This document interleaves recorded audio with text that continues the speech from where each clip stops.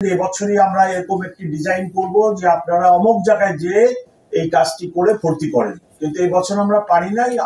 Hopefully আগামী বছর আমরা এই কাজটি করব। রকেট বোমা, ক্লাস্টার বোমা, পটকা ইত্যাদি যাতে নববর্ষ উপলক্ষে ব্যবহৃত না হয় সেই জন্য ঢাকা মেট্রোপলিটন পুলিশ অভিযান চালায়, এবং সেই অভিযানে আমরা চকলেট বোমা, ক্লাস্টার বোমা, পটকা বোমা, আতশবাজি, রকেট বোমা বিভিন্ন বিস্ফোরক মোট 172 কেজি উদ্ধার করি। এই সংক্রান্তে মামলা হয় 5টি এবং গ্রেপ্তার 5 জন। উদ্ধার কাজে ডিবি, কোতোয়ালি থানা, লালবাগ থানা, ভাসানটেক থানা ও পল্লবী থানা জড়িত ছিল।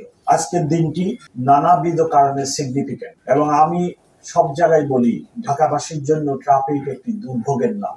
আজকে নানা ধরনের কর্মসূচি আছে ঢাকা শহরে, আপনারা সবাই অবগত। এই কর্মসূচির কারণে ঢাকা মেট্রোপলিটন পুলিশ ট্রাফিক ব্যবস্থাপনা এবং নিরাপত্তা জনিত ব্যাপক ব্যবস্থা নিয়েছে সারাদিন এবং সারা রাত। তার সাথে যুক্ত হয়েছে পরিবেশ মন্ত্রণালয়।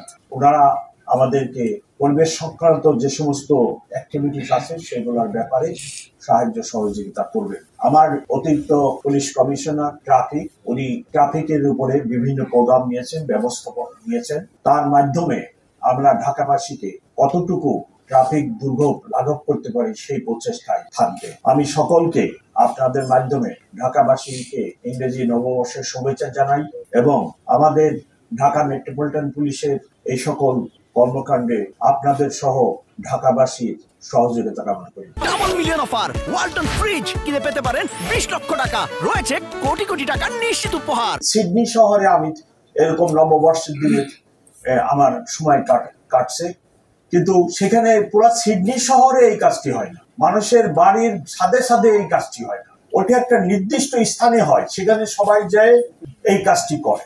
আমাদের পরিবেশে উপদেষ্টা মহোদয় আমাকে রিকোয়েস্ট করছিল এবং উনিও চেষ্টা করছিলেন যে এবছরই আমরা এরকম একটি ডিজাইন করব যে আপনারা অমুক জায়গায় যে এই কাজটি করে ভর্তি করেন, কিন্তু এই বছর আমরা পারি নাই। হোপফুলি আগামী বছর আমরা এই কাজটি করব।